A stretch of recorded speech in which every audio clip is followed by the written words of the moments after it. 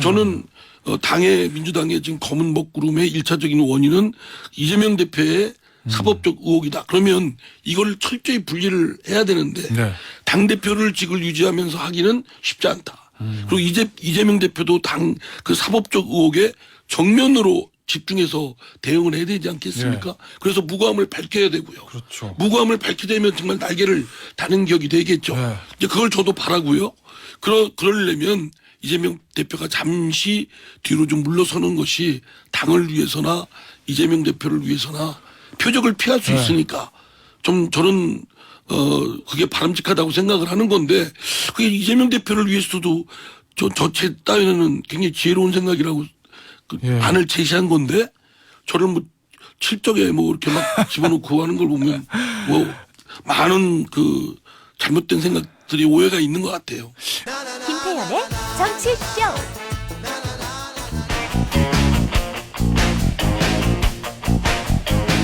김태열 정치쇼 2부 뉴스 속 깊숙한 이야기를 들어보는 인터뷰 시간이 돌아왔습니다. 오늘 첫 번째 인터뷰는 누구를 모셨느냐? 이 민주당 이재명 대표의 자제 요청에도 불구하고 이 민주당 내 갈등, 개딸들의 소위 말하는 강성 지지층들의 비명계 의원들에 대한 공격, 이거 이제 계속되고 있는데요. 민주당의 갈등 좀처럼 가라앉을 것 같지 않습니다. 오늘 민주당의 이상민 의원 모시고 여러 가지 얘기 좀 나눠보죠. 의원님 안녕하세요. 네, 안녕하세요. 아유 오랜만에 뵙습니다, 의원님. 네. 저 민주당 얘기하기 전에 우리 의원님께서 외통위 소속이시니까 네. 이거 좀 짚어봐야 될 것 같아요. 오늘 아마 박진 외교부 장관은 오전에 발표한다는 것 같죠? 강제징용 피해자 배상 네, 방안. 네. 사실은 어떻게 할 것이다라는 거는 이미 공청회에 나와 있었는데 재단을 만들어서 그 재단에 한일 청구권 협정으로 수혜를 본 포스코 같은 기업들이 돈을 낸다. 제3자 병제 방식이다. 그런데 의원님 관건은 일본의 피고 기업들이 그 재단에 돈을 내느냐? 그다음에 일본 정부 또는 피고 기업이 직접적으로 사과의 뜻을 표하느냐? 요게 두 개인데 이게 다 좀 우회적인 방식을 일본의 그 태도가 뭐 사실은 거의 기존 입장하고 달라진 바는 없거든요. 뭐 이제 미래 그 일본의 정경련 같은 단체에 그 기업들이 출연해서 뭐 미래 청년 기금 뭐 이런 걸 일부 출연할 것이다. 뭐 그런 협의 중이다. 뭐 이런 정도인데 근데 이제 그 지금 국제 정세에 비춰볼 때 우리 한국과 일본의 이런 갈등 관계를 계속 놔둘 수도 없고 그죠? 또 여러 가지 북한 핵 문제에 대한 공동 대처 문제도 있고 또 일본이 강하게 또 한국과 일본이 빨리 화해해라 이런 걸 또 국제 정치적으로 압박을 하고 있고 또 만약에 안 하면 다른 방법으로 불이익을 주겠다는 식이 하는 걸로 들리기도 하고요. 미국 측에서요? 예. 이제 그게 뭐 겉으로 드러나지 않았지만 국제 역학상 정치 역학상 이제 그런 것들은 충분히 짐작이 되는데 그래서 정부의 이제 어려운 협상의 그 제약된 상황은 이해가 좀 됩니다. 저는 뭐 아예 그러니까 우리 피해자 기금에서 그 피해자 구제를 하는 게 아니라 우리 한국 정부의 국민 세금으로 아예 직접적으로 아예 그냥 국민 일본한테 손 벌리고 야 니네 하라라고 뭐 하는 건 우리 10위권에 드는 우리 국가의 중요 국가로서의 위상에도 체면에도 정말 자존심상 허용치가 않는다. 그럼 좋다. 일본은 일제시대의 강점기의 그 피해에 대해서는 그거는 계속 짚어나간다. 그러나 피해자들의 구제는 이분들이 연로하시고 하니까 우리 국가가 대신 제3자 변제를 형식을 통해서 왜냐하면 우리나라의 사법부 대법원의 판결을 또 존중하고 인정을 해야 되거든요. 그걸 이제 제가 국회 외통위에서 주창을 좀 했습니다. 그런데 이제 중요한 건 방식이 어떻게 되든 간에 국내 여론 특히 피해자들의 여론을 잘 좀 공감을 좀 얻고 그분들이 이해를 먼저 얻는 것이 필요하죠. 만약에 이게 제대로 안 되고 이제 한국과 일본이 협상을 타결을 했다 하더라도 정부 간에 국내의 여론이 아주 안 좋으면 그 협상은 실패입니다. 뭐 정치적으로 정부나 대통령도 힘을 받긴 쉽지 않을 거고요. 쉽지 않고요. 그리고 이제 국내도 이제 4분 5열 양론이 나눠져서 엄청 갈등을 또 오히려 국내에서 갈등이 깊어지기 때문에 그래서 저는 정부가 오늘 뭐 안을 발표하더라도 이 피해자 쪽 그리고 1차적으로 피해자 쪽 또는 국민 반대하는 여론 예. 쪽하고 좀 대화를 또 민주당도 지금 입장은 이거에 대해서 부정적으로 보고 있거든요. 부정적인 걸 더 나가서 민주당은 다시 해법을 마련하라 이렇게 얘기하고 있는데 그러니까 이제 내용상 해법보다는 예. 국내의 여론 또 피해자 쪽의 공감을 얻는 노력을 좀 그거는 제가 보기에도 좀 부족한 것 같습니다. 그거 물론 이제 여러 번 뭐 관료들이나 장관이 만나긴 했지만 그냥 그 정도 가지고 그 응어리진 것들이 풀리겠습니까? 그 민주당의 당의 공식 입장은 뭡니까? 이 문제 푸는 방안에 대해서. 구체적인 이제 그 해법 내용 예. 이거는 아직 내놓은 제시한 건 없습니다. 민주당에서요? 다만 다만 그 방점은 예. 국내 여론 또는 어. 피해자 쪽의 의견이 예. 더 우선시된다. 뭐 피해자 중심주의라고 하죠. 예, 예. 피해자들이 그 동의를 하지 않는 한 공감하지 않는 한 이거는 한일 간의 협상은 할 수 없다. 이것이 이제 지난 문재인 정부 내내 한일 관계가 좀 경색된. 경색을 예. 빚었던 이유 배경이기도 하죠. 근데 이제 외교가 상대가 있는 게임이라서 그렇습니다. 일본이 움직여주지 않으면 피해자 의견을 100% 수용한 안을 우리가 만든다 하더라도 그게 현실화되기가 좀 어렵지 민주당 않습니까? 저희 민주당 입장에서는 그렇다 할지라도 예. 쉽사리 그 일본과 합의를 해줘서는 안 된다. 예. 예.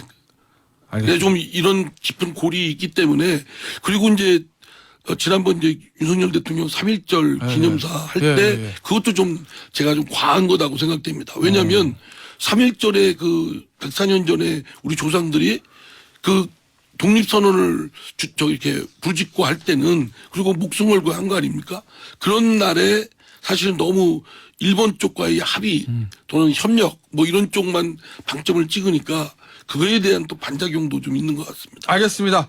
뭐 요 얘기는 오늘 여기서 마무리하고요. 민주당 당내 얘기 좀 해보겠습니다. 의원님, 솔직히 저에게 말씀해 주세요. 네. 문자 많이 받으셨습니까? 엄청 받았죠. 엄청 받았어요. 예. 그 뭐 욕도 많이 먹고. 예. 저는 뭐 그전에도 이런저런 입장이 달라서 뭐 그러셨겠죠. 문자 폭탄을 뭐 줄곧 받아온 입장이고 내성도 예. 잡혀 있고 몸집도 좀 맷집도 많이 늘었습니다. 예. 근데 지금 뭐, 사안이니만큼. 예. 근데 뭐 하여튼 너무 뭐 심한 좀 언어 폭력. 예. 그건 폭력이라고밖에 볼 수가 없는데 물론 정도에 따라서 그렇지 않은 분들도 있지만 예. 또 심한 분들은 폭력이 너무 좀 심할 정도의 것이기 때문에 그건 그 권한을 남용하는 것이다. 예. 그런데 그 문자 폭탄이 시작된 이후에 얼마 전에 주말이죠. 이재명 대표가 이거 하지 말라. 당내 화합이 중요하다. 이렇게 SNS에 얘기하지 않았습니까? 네. 그럼 그리고 나면 그 이재명 대표를 지지하는 분들이잖아요. 그 강성 지지층, 소위 뭐 이제 개딸이라고도 불리는. 네. 그럼 그분들 입장에서는 내가 사랑하고 내가 지지하는 대표가 하지 말라니까 안 해야지 하고 좀 줄어들지는 않던가요? 뭐 그 횟수는 저는 집중적으로 네. 이제 며칠 동안 왔는데 네. 그리고 나서는 조금 뭐 잦아들긴 하지만 뭐 완전히 뭐 없었다고 볼 수는 없고요. 반 네. 정도 지금도 뭐 지속적으로 욕설과 뭐 심한 얘기를 하는 분들이 오고 있습니다. 그런데 이제 문제는 이제 의원들 중에는 나는 그 체포 동의안에 대해서 가표를 던진 게 아니라 네. 부결을 했다. 이런 분들한테는 또 오다가 또 이게 중단하고 그러는 모양입니다. 그래서 저는 뭐 그 밝힌 입장을 분들한테, 입장을 뭐 제가 찬성을 했던 반대를 했던 그 국회법상 비밀 무기명 투표이기 때문에 네. 밝혀서는 사실 안 되거든요. 그 취지 사전이든 어긋나죠. 사오든. 네. 그러니까 저 같은 사람한테는 이제 좀 지속적으로 오는 것 같습니다.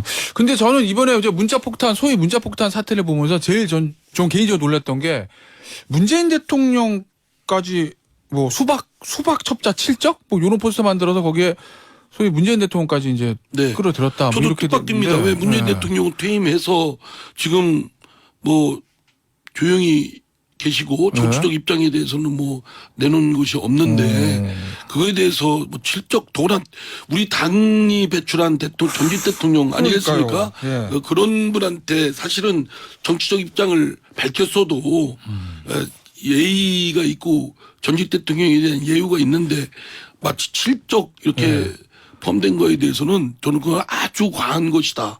라고 생각됩니다. 그 소위 말하는 소위 개딸들이라고 불리는 분들이 타겟으로 삼은 건 미국에 있는 이낙연 전 대표인 것 같고 이낙연 전 대표가 뭐 뒤에 있다 이렇게 보는 것 같고 반대로 이재명 대표 나가라 뭐 이런 지금 글도 올라온다 아니겠습니까? 그러면 이낙연 대표도 제가 보기엔 제가 뭐 네. 이낙연 대표 뭐 선거 캠프 때 뭐 도와준 사람도 아니고 소위 이낙연계라고도 아닌 사람 입장에서는 왜 이낙연 대표를 지목을 했는지도 납득이 좀 안 되는데 뭐 또 이제 이낙연 대표를 전 대표를 지지하는 사람들은 그에 대한 반작용으로 예. 또 이제 그 이재명 대표를 공격하는 그런 일들이 있어서 이건 결코 당내의 화합과 통합을 위해서는 하등 도움이 안 되죠. 그렇겠죠. 이재명 대표한테도 도움이 안 되고. 예. 그래서 이재명 대표가 이제 그만하라라고 지지자들한테 얘기한 것 같은데 그 이재명 대표의 그 얘기에 진정성을 좀 의심하는 비명계 의원들도 있다. 뭐 이렇게 보도가 되더라고요. 뭐 의원님은 그렇게 어떤 생각할 수도 입장이세요? 있죠. 뭐 처음부터 이렇게 적극적으로 막았어야 되고 네. 예, 그 이후에 그 다 욕 먹고 난 다음에 사태가 벌어진 이후에 이제 한 것도 물론 뒤늦게나마 그것도 한 건 다행이지만 뭐 무슨 효과가 있느냐 소위 짜고 치는 고스톱 아니냐 이런 생각을 갖고 있는 당원이나 의원들도 있겠죠. 의원님은 어떻게 보십니까?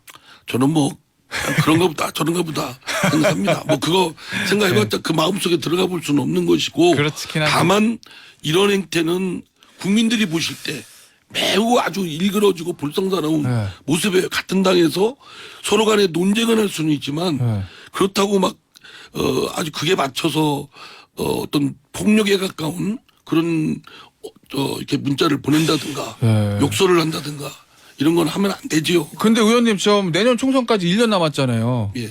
그럼 총선의 공천이라는 거는 사실은 의원분뿐 아니라 지지자 당원들에게 제일 중요한 부분이고 그러면 지금 민주당이 1년 전부터 이렇게 갈등이 시작되면 앞으로 1년 동안 어마어마한 갈등과 혼란 속에 있을 수 있는데 이거 해결하려면 그런 어떻게 해야 됩니까? 갈등을 그대로 돌면은 어느 쪽이든 예.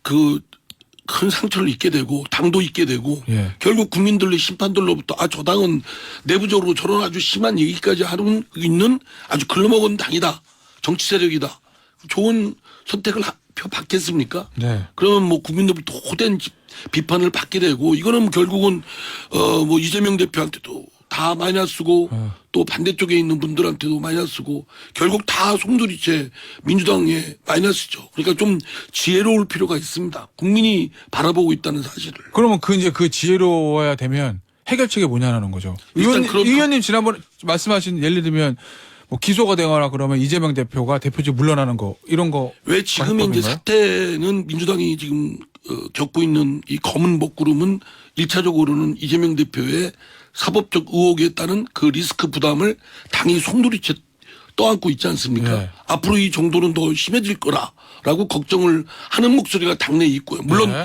반대의 목소리도 있습니다. 아니다. 이재명 대표는 막 지켜내서 그 윤석열 정부나 검찰의 혹독한 이런 잘못된 행태로부터 네. 지켜내고 정치를 다시 복원해야 된다. 이런 양대 시각차가 큰 그 그룹이 당내에 있죠. 있겠죠. 예.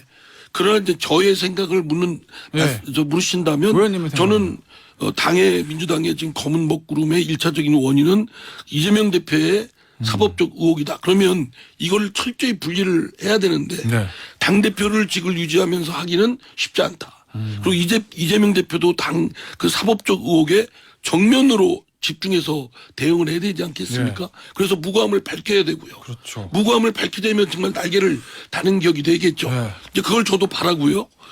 그러려면 이재명 대표가 잠시 뒤로 좀 물러서는 것이 당을 위해서나 이재명 대표를 위해서나 표적을 피할 수 네. 있으니까 좀 저는 그게 바람직하다고 생각을 하는 건데 그게 이재명 대표를 위해서도 제 따위는 굉장히 지혜로운 생각이라고 예. 안을 제시한 건데 저를 뭐 칠적에 뭐 이렇게 막 집어넣고 하는 걸 보면 뭐 많은 그 잘못된 생각들이 오해가 있는 것 같아요.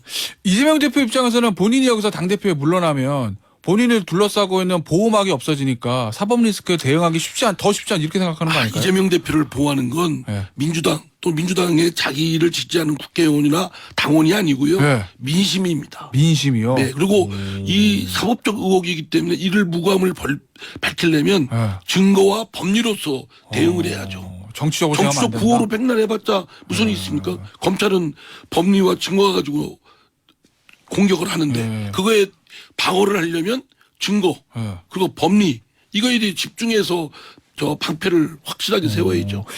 이거 하나 더 여쭤볼게요. 지금 올 4월 공천안 혁신위에서 뭐 공천안 같은 것들을 4월 달에 확정하겠다.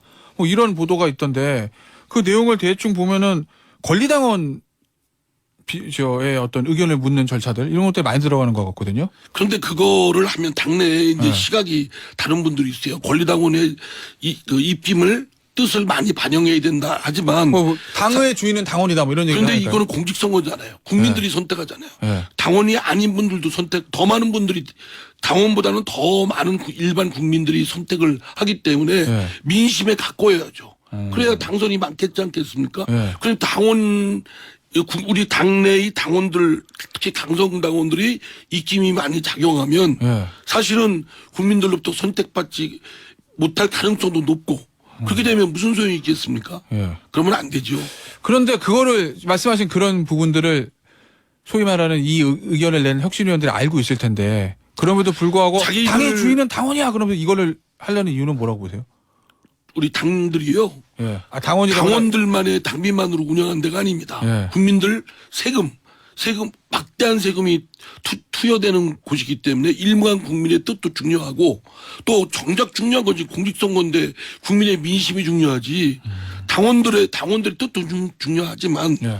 정말 그 못지않게 중요한 건 민심이다. 그 일부 언론의 해석을 보니까 당 혁신위원회에서 이재명 대표가 당대표에 있을 때 내년 공천룰을 최대한 이재명 대표하고 친명계에게 유리하게 만들어 놓으려는 거다라는 그런 해석이 있던데 동의하시나요?